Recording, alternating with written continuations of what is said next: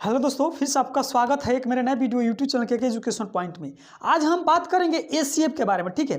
तो इससे पहले इसके बारे में थोड़ा सा बात कर लेते हैं। एसीएफ का फुल फॉर्म होता है एचसीएफ। एच से होता है हाईएस्ट, सी से होता है कॉमन, एफ से होता है फैक्टर, हाईएस्ट कॉमन फैक्टर, ठीक है। चलिए अगर ये बात करें कि इसको बनाते कैसे हैं, तो सबसे पहले इसको दो विधि से बनाते हैं। कितने विधि से बनाते हैं? दो विधि से। पहला विधि होता है भाग विधि और दूसरा विधि होता है गुणनखंड विधि। देखेंगे हाईएस्ट, एच से कौन सी होता है? हाईएस्ट। सी बराबर यानी कॉमन, एफ से क्या होता है? फैक्टर। क्या होता है? फैक्टर, ठीक है। इस चीज को याद रखिएगा, फैक्टर, ठीक है। ये आपका हो गया हाईएस्ट कॉमन फैक्टर, ठीक है। अब हम देखेंगे, ये तो हमारा हो गया इसका फुल फॉर्म, ठीक है। एसीएफ का फुल फॉर्म हो गया। अब इसके बारे में हम ये देखेंगे कि बनाते कैसे हैं। तो एसीएफ को दो विधि से बनाते हैं। कितने विधि से?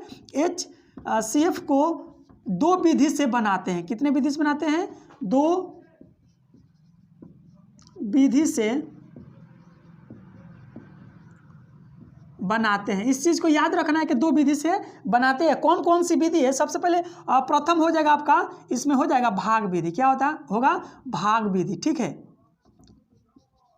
दूसरा क्या हो जाएगा? दूसरा आपका हो जाएगा गुणनखंड विधि। क्या हो जाएगा? गुणनखंड विधि, ठीक है। इस चीज को याद रखिएगा। जैसे एक हम सवाल लेते हैं, नॉर्मल सा सवाल, उसी को बनाना है। यहाँ पर जैसे मान लीजिए यहाँ पर है 40, यहाँ पर है 60 और यहाँ पर है 90, ठीक है। इस चीज़ को हम क्या करेंगे? इस सवाल को हमको बोर्ड पर बनाना है, ठीक है। तो सबसे पहले हम भाग विधि से बनाएंगे। कौन सी विधि से बनाएंगे? भाग विधि से बनाएंगे। तो देखिए, कोई भी सवाल बनाते हैं तो सबसे पहले 12 संख्या से स्टार्ट करते हैं। वहाँ पर बनाएंगे एसीएफ में। तो देखिए, यहाँ पर बीच में क्या लिखेंगे? 90 में 60 को 60 से जब काटेंगे तो देखिए कितने मर्च में कट रहा है। तो एक मर्च में कटेगा, क्योंकि दो बार में 60 दूनी कितना हो जाएगा? 120 हो जाएगा। तो एक मर्च में काटेंगे तो 60 एकम 60। देखिए, जब 60 काटेंगे यहाँ पर देखिए, जीरो में से जीरो गया तो जीरो। यहाँ पर देखिए 9 में से 6 गया तो यहाँ पर बच गया 3। अब यहाँ पर क्या उतरेगा? यहाँ पर उतर जाएगा 60। क्या उतर जाएगा? 60 हो जाएगा, क्योंकि ये एसीएफ है। इधर वाला उतारते हैं तो 30 दूनी कितना हो जाएगा? 30 दूनी आपका 60 हो जाएगा, ठीक है। देखिए कट गया। अभी जो है 30 बचा है ना, 30 में 40 से क्या करेंगे? इसको निकालेंगे, इसको कटाएंगे। देखिए, इसको जब कटाते हैं तो जो 12 है उसको बीच में लिखते हैं। तो यहाँ पर गया 40 और जो यहाँ पर है 30, इसको काटेंगे। एक मर्च में जाएगा। अगर दो मर्च में काटेंगे तो 30 दूनी 60 होगा। तो एक मर्च में काटेंगे तो क्या हो जाएगा? यहाँ पर 30 हो जाएगा। तो यहाँ पर हो जाएगा 0 और यहाँ पर हो जाएगा 1। अब इस यहाँ पर क्या करेंगे? 30 को हम लोग क्या करेंगे? यहाँ पर उतार देंगे। जब उतारेंगे तो 10 तिहाई 30, 3 बार में क्या हो जाएगा? 30 कट जाएगा। क्या हो जाएगा? कट जाएगा, ठीक है। इसका एसीएफ कितना हो गया? एचसीएफ बराबर कितना हो गया? आपका आंसर हो गया 10। क्या हो गया? एसीएफ बराबर आपका 10 आंसर हो गया। अब चलिए, अब हम बात करेंगे, ये तो एक विधि से बना दिए, भाग विधि से बना दिए। अब हम बनाएंगे कौन? गुणनखंड विधि से। चलिए गुणनखंड विधि से बनाना यहाँ पर स्टार्ट करते हैं। आप लोग ध्यान से देखिए। यहाँ पे है 40। क्या है? 40। जब गुणनखंड विधि को फैक्टर तब तोड़ेंगे तो देखिए, सबसे पहले 2 से कटेगा।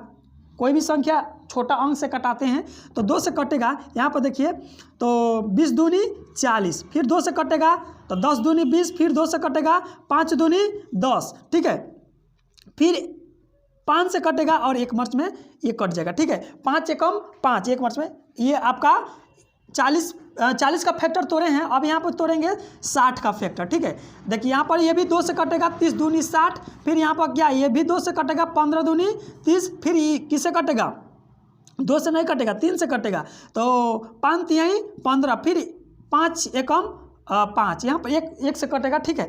5 से कटेगा एक मर्च में। अब फिर यहाँ पर करेंगे क्या? अब 90 को काटेंगे। 90 को क्या करेंगे? फैक्टर तोड़ेंगे। तो 90 को यहाँ पर, तो फिर 2 से इसको काटेंगे तो 45 दूनी क्या होता है?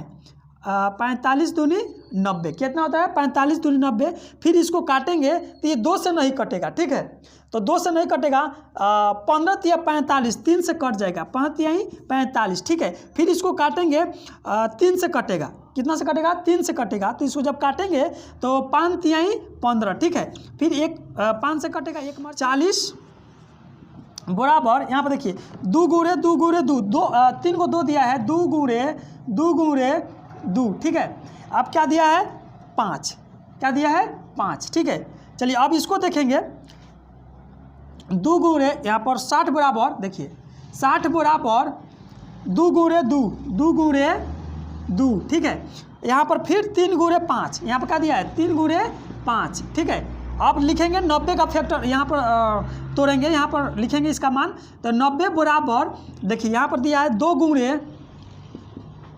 3 गुणे और क्या दिया है 5 दिया है, ठीक है। चलिए अगर 2 अंक होता तो 2 ही बनता, 1 नहीं बनता तो जोड़ा लगाते। अगर इसमें क्या है तीनों का जोड़ा लगना है, मतलब ये तीनों का एक सामने मिलना चाहिए तब तो ये बन पाएगा। देखिए 2 ये मिल रहा है तो इसको क्या करेंगे, इसमें से 1 2 ले लेंगे, क्या करेंगे 1 2 ले लेंगे, ठीक है। इसमें नहीं मिल रहा है, इसको छोड़ देंगे। देखिए इसमें दोनों में नहीं मिल रहा है, लेकिन 5 5 क्या हो रहा है मिल रहा है। जब 5 5 मिल रहा है तो 5 इसमें से एक कॉमन यहाँ पर ले लेंगे। अगर इसको हम लोग गुणा करते हैं तो 5 दूनी 10 क्या हो जाता है 5 दूनी 10, जो कि हम पहले बता चुके थे कि भाग विधि के द्वारा भी बनाए हैं, तो इसका आंसर क्या है 10 आया है। और गुणनखंड विधि के द्वारा बना रहे हैं तो इसका भी आंसर 10 हो रहा है, यानी दोनों का आंसर सही है। अगर आपको समझ में आए अगले वीडियो में, तब तक के लिए जय हिंद साथियों।